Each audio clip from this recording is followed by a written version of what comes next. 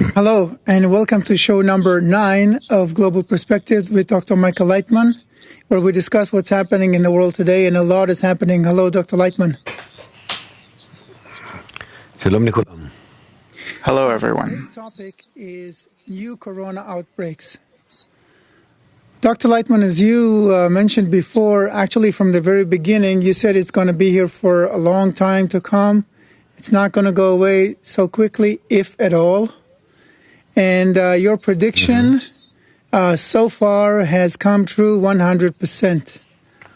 All over the world, we are seeing countries reopening their economies, rolling back lockdown, canceling quarantine because they had a decrease in coronavirus cases. But as soon as they reopen their economies, we're seeing an increase and resurgence of the virus. Okay, just a few notable examples: the United States, Russia, France, Israel, Argentina, Brazil, which never really went into lockdown, Italy, Germany, South Korea, and many other countries where basically wherever they are reopening their economy, we're seeing that the virus is coming back with vengeance. Worse yet, in Latin and North America, we're seeing a new strain of the virus. According to what scientists are saying, it's a new mutation. I think it's called something like G614, something like that, which is up to 10 times more contagious than the original coronavirus, explaining the huge number of cases in the Americas.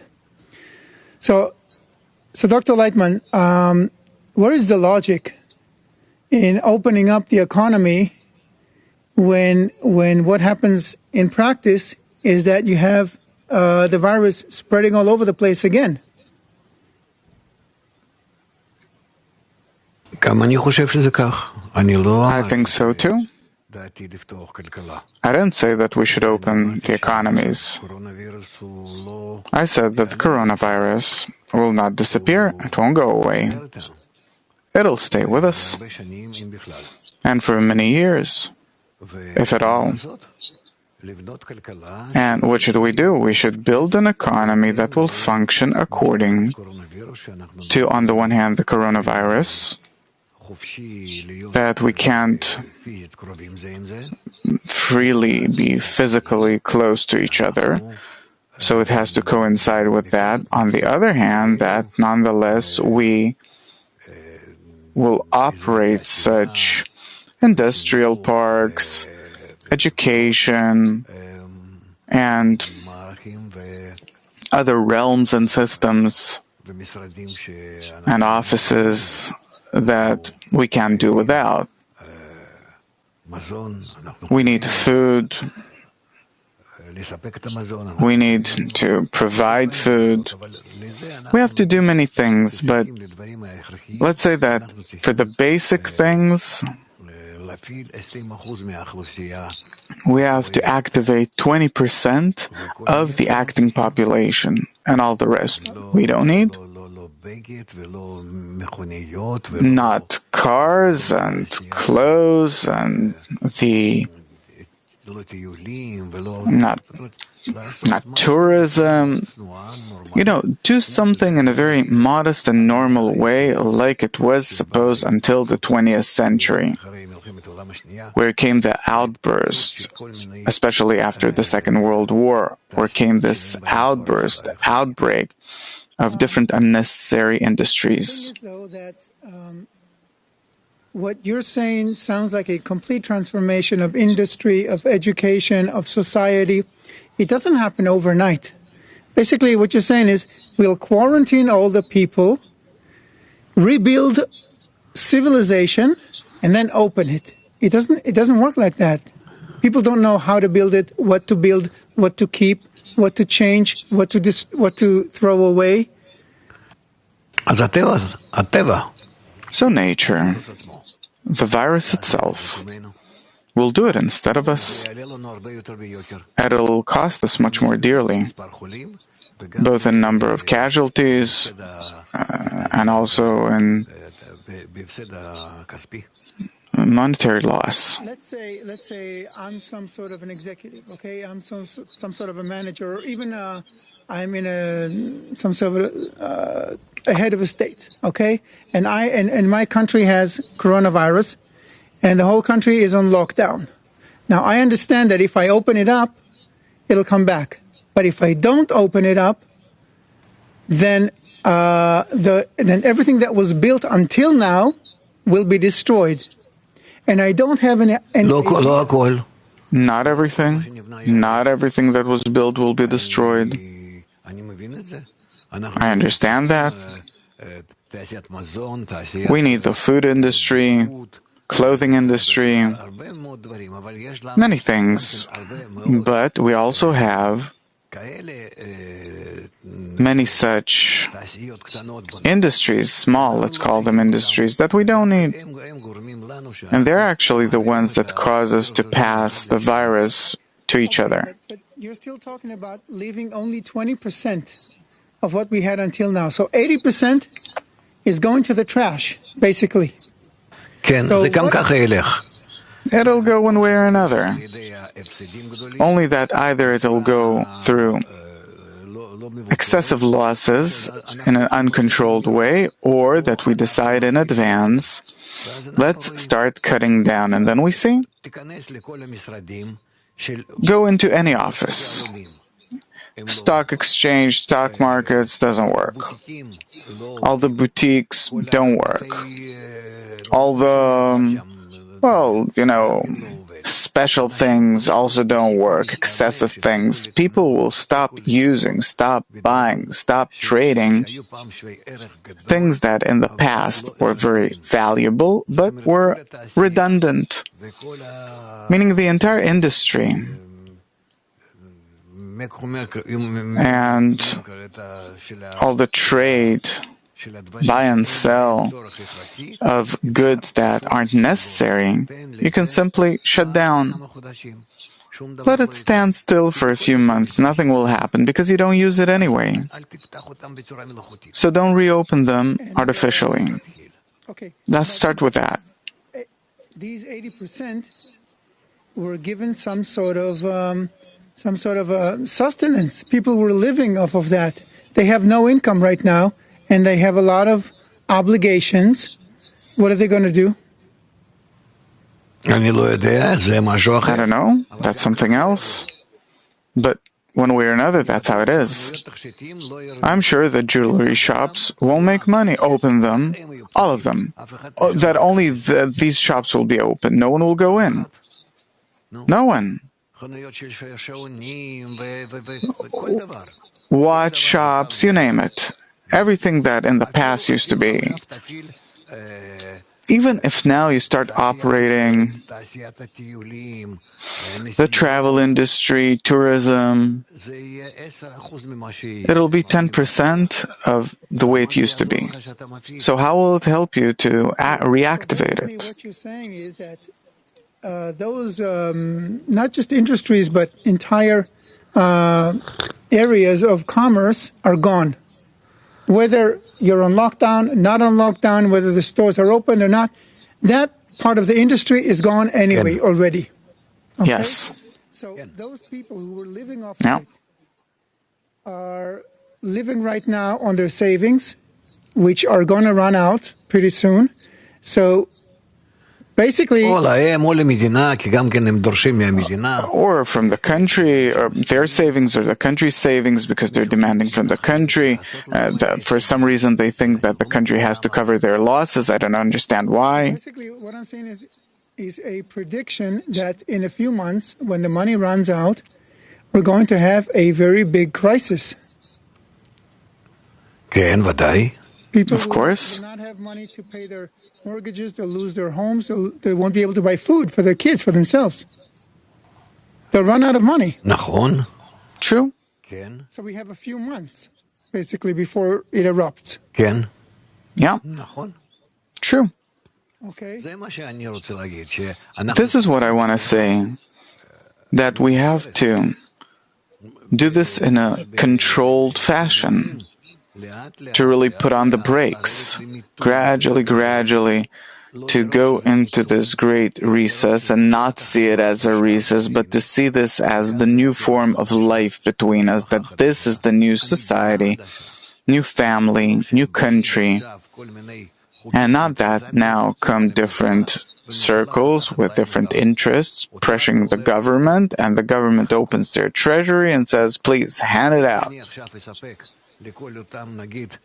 How will I give all those, let's say, jewelry shop owners, let's take an extreme example. How will I give them money now?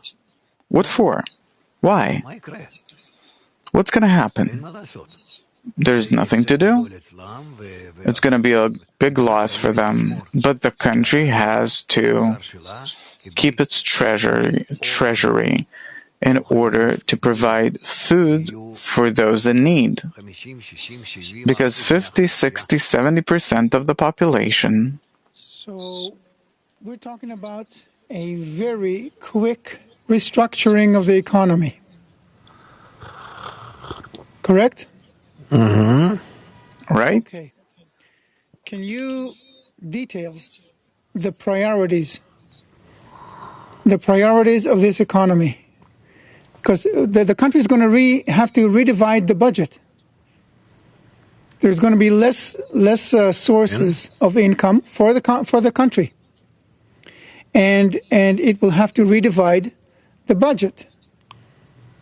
Can you describe the priorities of the division of the budget in the economy that we're going into? I think that we're not talking about distribution or division here. We don't have the strength to do it. We don't have the army for it that can do these things. We don't know how to do it. We don't understand how to do it. I think that we should approach this problem from a different angle. I think that now we have to recruit forces for agriculture, food, for the food industry, and to be certain that we can provide everyone with their basic needs in terms of food, to start from scratch, basic food. And then every family, every person has to be registered and to get his basic food needs in order to survive, in order to be able to live his life, no more and no less. But this is something that it's a must. All of us have to care for this. Beyond that, in the meantime, I don't think that we need anything. So the first priority is for the country to... The priority has to be as follows: water, electricity, maybe gas, whoever uses it. This has to be more or less for free, too. Also, for people not to exaggerate in their use, but it has to be supervised. And food. I mean, basic needs. Clothing. Gradually, we're reaching such things that we can also give to the needy. And we have a surplus that's obvious. What you have now and is about to close, you have plenty of redundant things there in terms of clothing, and so on. Gradually, these kinds of things, we have to have kindergartens and schools for free, by the way. All these things are things that the government has to take upon itself, but not to pay to those that used to sell jewelry, and now they don't have buyers, and we have to cover that. We have to supplement their income. No? It's not supposed to work that way. In a few months, we're going to empty the treasury, and that's it. What about housing?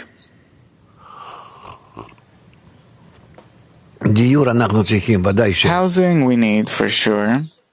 There has to be a law that everything remains as is, and that there has to be a government plan of how do we provide correct, free, relatively non-expensive accommodation for those people that right now have no place to live.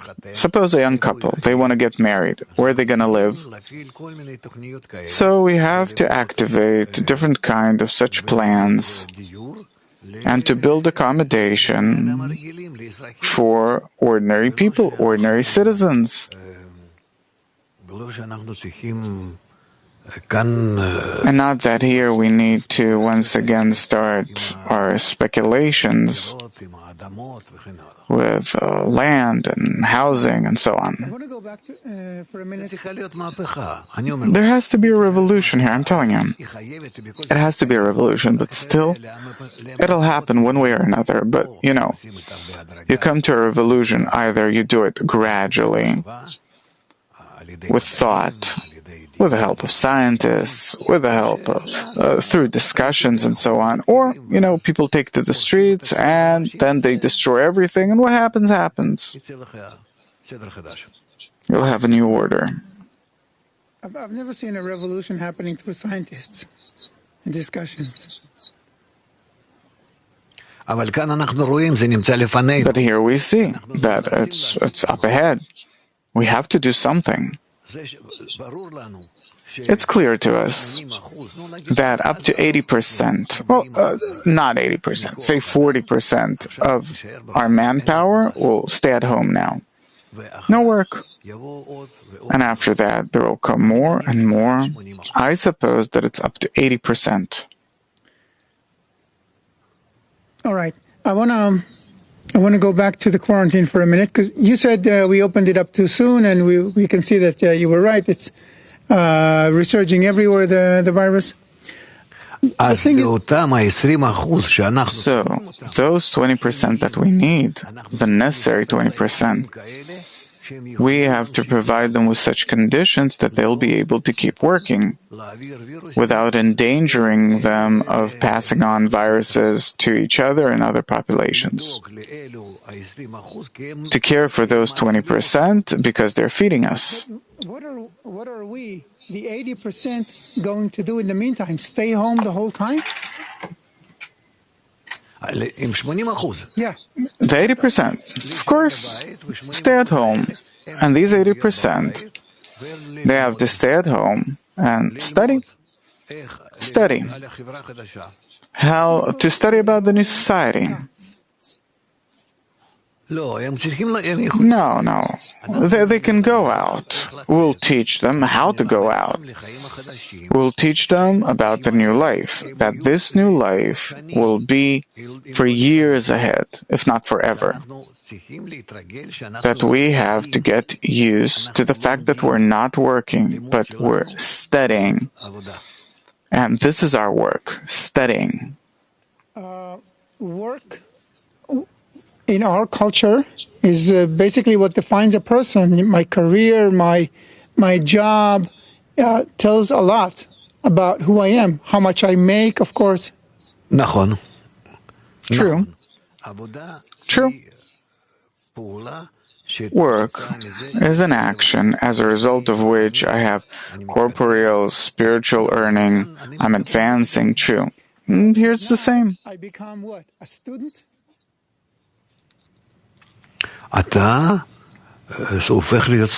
You become a student. You're learning about the new life, new society. At age 40, 50, I have to drop my career, go back to being a student. That's it. That's an emotional blow. I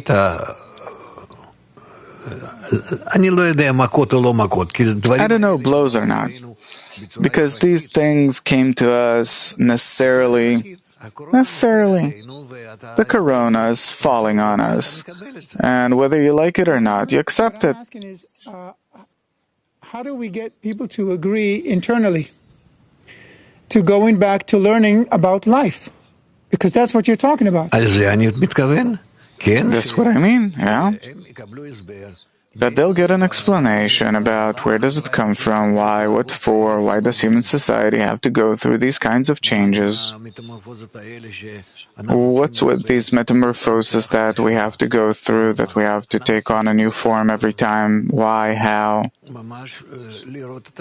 We have to really see ourselves as a changing, growing humanity. What is there about it so much that you can't understand? We went through many changes. Formations, entire complete formations. And now too, we're going through changes like never before. And it is a change that we ourselves see, that we ourselves have to participate in. Usually it comes because we had to go through that. Humanity grew. And we went from slavery to capitalism, suppose. Not even capitalism, but Middle Ages, and then to capitalism, and then to social society, and so on. Now we're also going through the next phase, next stage, where we're stopping to live in order to make a living, in order to make money, but we're starting to live now in order to build ourselves. And it's a tremendous revolution because we're egoists. Up until now, we lived only in order to profit, to benefit and profit off each other. Now we have to live in order to help each other.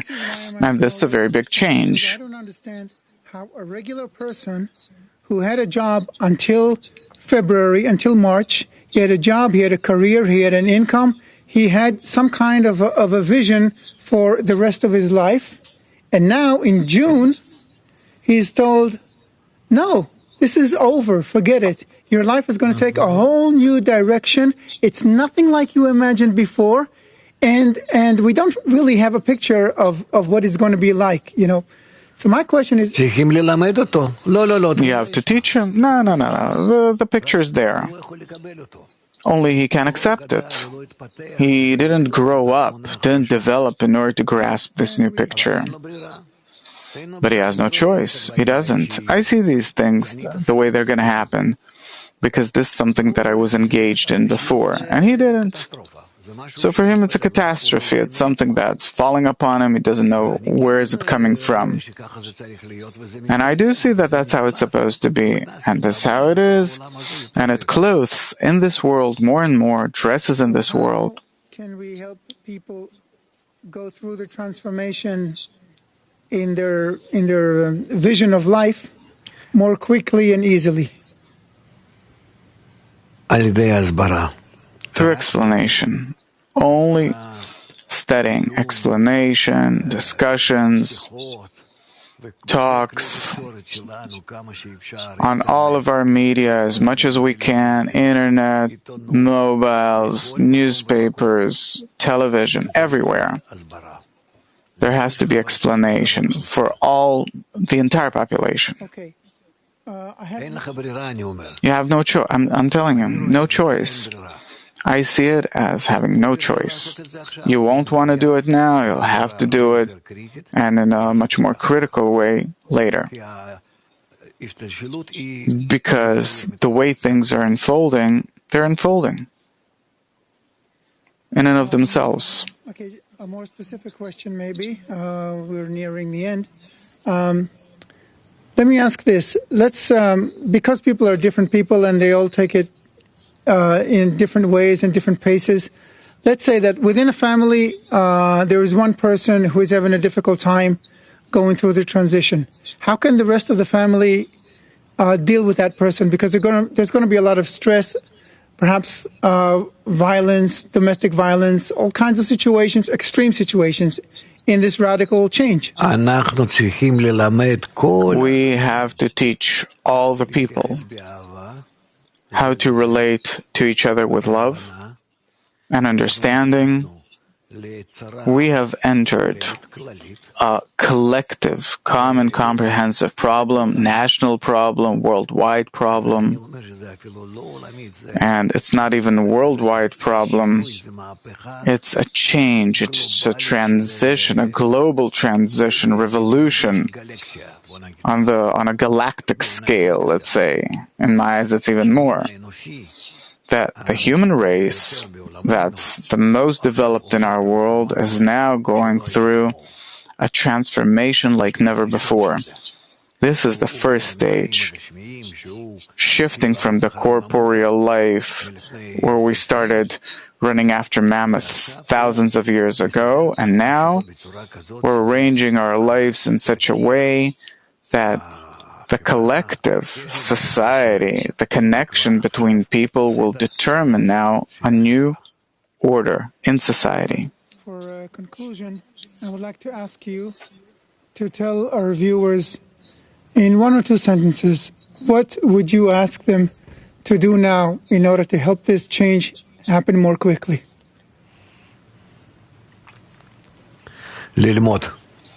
Study.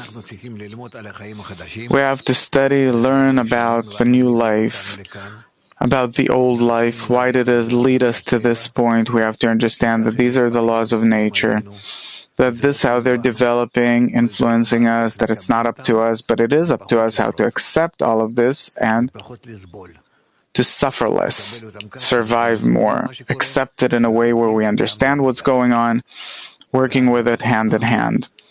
And then we will shift into a good life. Because all in all, what is expecting us is plenty and abundance, only not according to what we're used to from before. Where are my millions? Where is my control, power? But a calm life in terms of material goods and a good, useful life in terms of its content, internally, mentally, will all gain and benefit from this. And besides, we have to understand that nature is above us and is taking us through this entire process. Let's not start defending ourselves, but let's go with it. Dr. Lightman, I want to thank you very much for this vision that you provided us today. I want to thank you, viewers, for watching. And let's all work together to bring this new future, new good future, as quickly and easily and pleasantly as possible. So, Dr. Lightman, thank you very much. Thank you all for watching. We'll see you on our next show. Thank you.